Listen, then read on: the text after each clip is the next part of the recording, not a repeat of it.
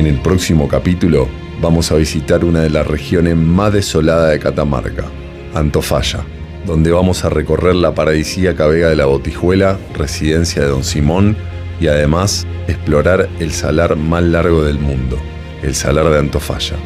Quédense que a continuación vamos a ver imágenes impresionantes de esta parte de la puna catamarqueña. Bienvenidos a la tercera parte de Catamarca.